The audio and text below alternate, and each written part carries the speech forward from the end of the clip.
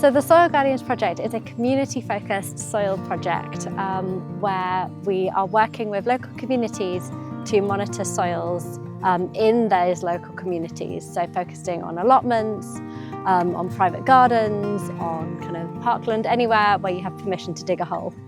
Soil is so important and many people don't realise why. So over 50% of all terrestrial species live in the soil. Also around 99% of all the calories that we eat as humans comes from food grown in the soils. And they're also really important because when it rains, the soils can kind of help to absorb the rain, so it can really help to reduce flooding downstream. So the Soil Guardians Toolkit is a toolkit that's composed of some equipment and some instructions on how to do tests on your soil. And these tests can give you all sorts of information about the soil health. And within the toolkit, we look at things such as the soil texture, soil structure, and soil biology. So when you're doing the soil sampling, please be very careful after handling some soil. So make sure that you wash your hands afterwards, especially before eating or drinking.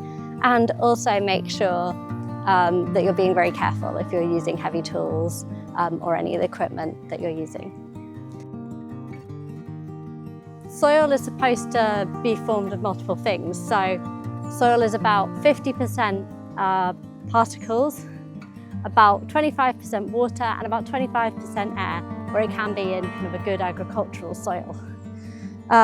So what we're looking at today is to see kind of how that soil structure is, and we're also looking for any indicators of compaction, which can mean that there are issues with water getting down into the soil and issues with not enough air in the soil and not enough space for roots to move around.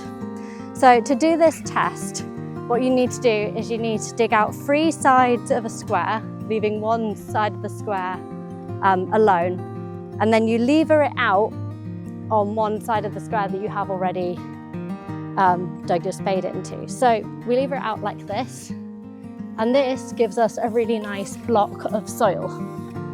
And the reason we leave one side of the soil alone is so that we have one side that's not been affected and not been smeared by the side of a spade. So you can see here, this is the side that has been not been smeared by the side of the spade versus the other sides that have been smeared by the spade. And so what we do for a vest test is we can look for layers in the soil. So we can move the block of soil onto a tray and we can have a look at it. And I don't see any distinct layers in this soil. Sometimes you will see really distinct layers at the top and at the bottom of the soil, but not in this one. And when you do, you can measure them with a ruler. So you can see if the kind of top third of the soil looks different from the bottom third, you can then measure how deep that layer is. So then we can look at breaking the soil apart a bit and looking at the soil structure and the soil aggregates. So you can see that the soil kind of clumps together a bit, and these are called kind of soil aggregates. And depending on how easily we can break it down, we can classify it based on the classification system used in the Visual Evaluation of Soil Structure guide. So using this instruction sheet, we can evaluate the soil structure. So for a score of 1, we need soil that's very friable. So it breaks apart really easily with one hand, and it's just really lovely crumbly texture. And kind of here in the guide, it also says that you can see roots coming quite deep through the soil. So one other thing to note is that this test was actually designed for agricultural soils. So it may not be that applicable to garden soils, to parkland soils, or other types of soils, but it is still a great test. So the next test we're going to look at is soil texture. Soil texture is an interesting test because this is not something that's going to change over time. And it's not an indicator necessarily of good soils or bad soils, it's just the way that soils are. So soils are composed of a mineral element, And the minerals can either be sand, silt or clay.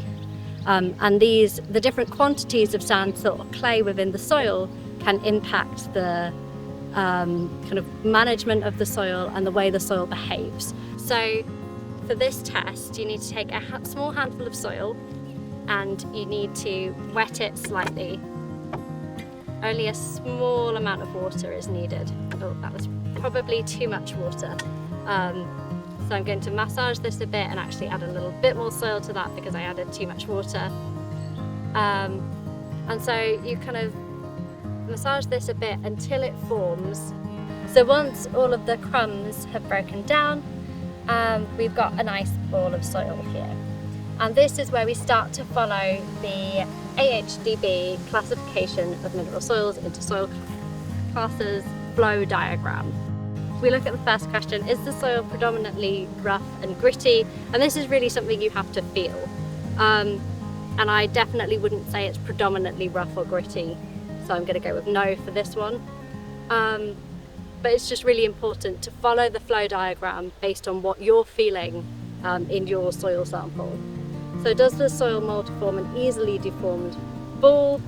It is quite an easily deformed ball, I would say so.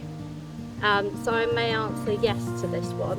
And does it feel smooth and silky like butter? It does feel quite smooth and silky.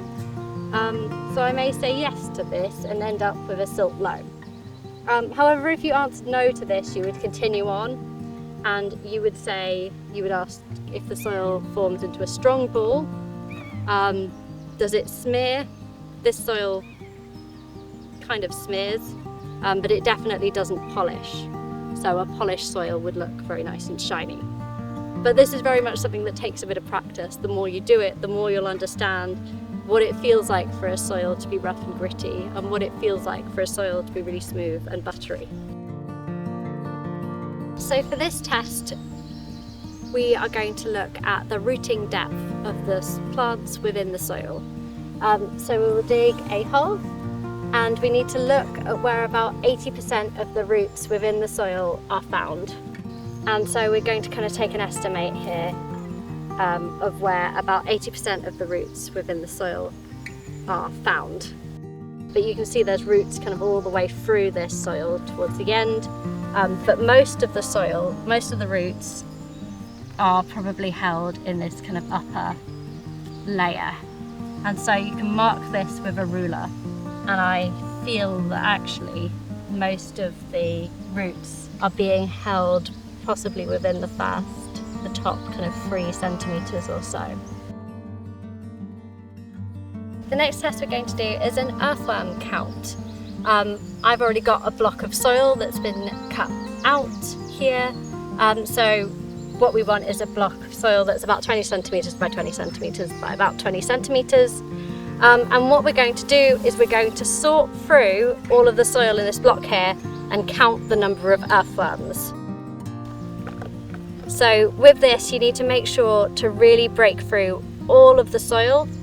And a lot of the earthworms like to kind of hide in this top layer. So make sure you're really breaking apart all of the roots and all of the plants here. Okay, so in our soil sample, we found 7 earthworms. The number of earthworms you find can also vary depending on the weather. When it's very dry, like it's been recently, they tend to burrow down very deep into the soil to escape the heat. But what we can do is we can actually go even further than just counting the earthworms, but this is entirely optional. And we can even identify adult earthworms from the juvenile earthworms. So ideally, when you're doing an earthworm count and you find a number of earthworms, it's good to have a kind of distribution of both adult and juvenile earthworms. And you can tell the adults apart from the juvenile earthworms because the adult earthworms have a saddle or a clitellum. And so this is the raised bump you see on an earthworm. So we can see it on a couple of these earthworms here. So on this one here, close to the head at this end, the head was the end that's closest to the saddle, and the saddle is a little raised bump. We're going to do a water infiltration test. So to do this, we actually have a bulb planter here. and we are going to bury this into the soil until it's about 3 inches deep, or around about 6 centimeters.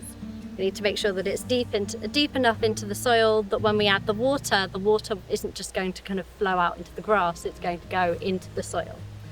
So you can pick a spot, make sure that you move any obvious kind of grasses or plants out of the way, and then we are going to push it into the soil. So once it's about 3 inches into the soil, we are going to add about 200 ml of water,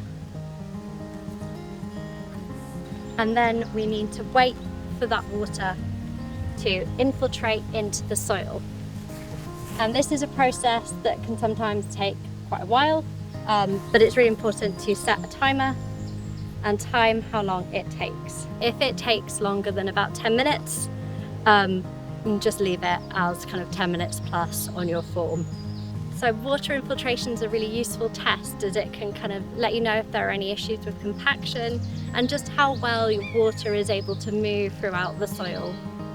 But it's also something that will be impacted by the level of rain that there's been recently. So if it's rained a lot recently and the ground's very wet, the ground may be less susceptible to accepting more water.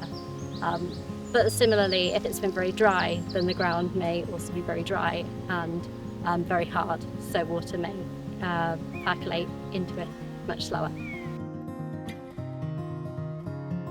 Okay, so we're going to be looking at soil pH, which is a really useful test for understanding your soil health and how your soil is going to behave. So a good pH that you might be looking for is around 6 to 7, but this also varies depending on what you might be growing. So what we're going to do is we're going to mix an equal amount of soil with some deionized water. So I'm going to break that up a bit and add that in here, removing any kind of large bits of stone or rock or twigs that may be in the soil. So I'm going to do that, and then I'm going to add some deionized water to it.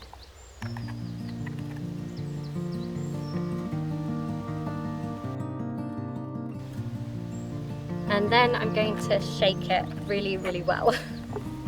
So it needs to be kind of fully homogenized so that it forms a really uniform slurry. And to do this, you're going to need to shake it quite vigorously for a couple of minutes.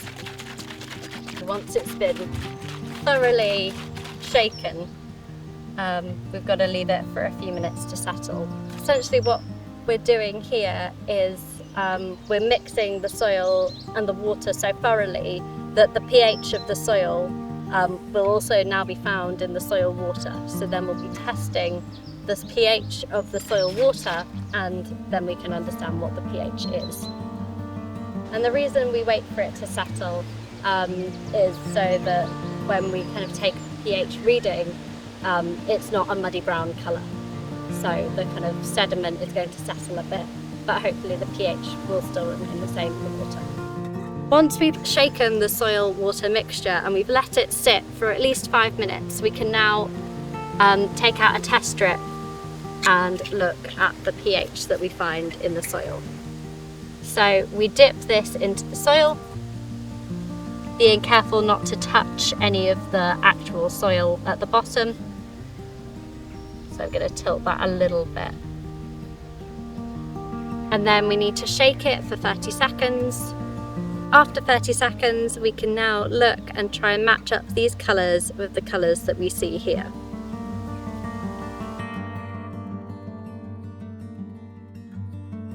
So My Undies is a test that looks at microbial activity within the soil.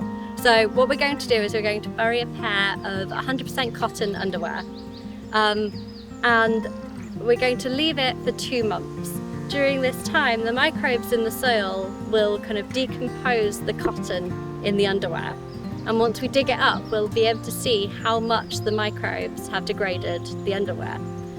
This is a really interesting test to do, especially if you're able to compare 2 different areas. So if you're able to compare kind of a field that's had loads of really intensive agriculture on it versus a field that has had a meadow or something like this, where you would expect microbial activity to be a lot higher.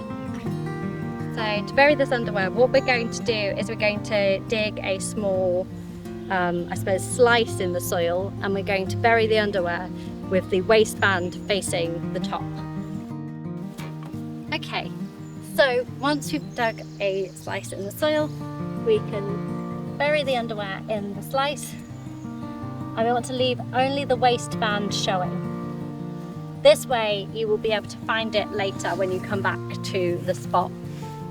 And so remember to mark 2 months on your calendar and come back to it later and see what you can find.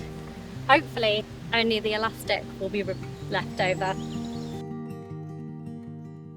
So the next test we're going to look at is species richness. So this is a test that looks at the diversity of plants that we can find within a small area. So we can take a patch of wherever you're looking at, and we want to measure a square that's about 50 centimetres by 50 centimetres. So I've got 2 30cm rulers here, so I know that it's about that. So about this, this and this.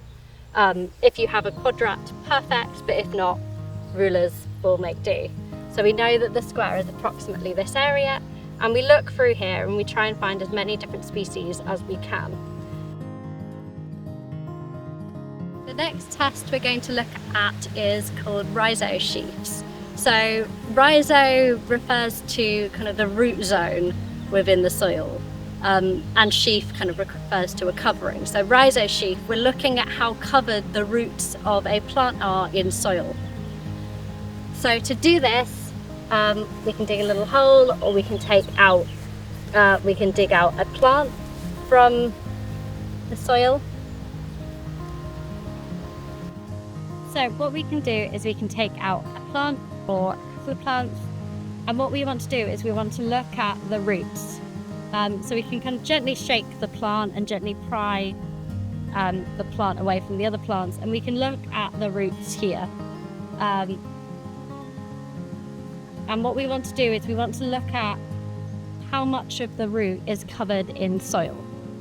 For this one, if the roots are completely covered in soil and you can't see any bare root at all, you would score it a 2. If none of the root is coated in any sort of soil, you would score it a 0. And if it's somewhere in between, we would give it a 1. So with this one, there are a few bits of root that aren't covered in soil. They don't have a rhizosheath, and so we would give this one a 1. But it's also important to note that there are several groups of plants that won't form a rhizosheath, and these are brassicas, asparagus and alliums.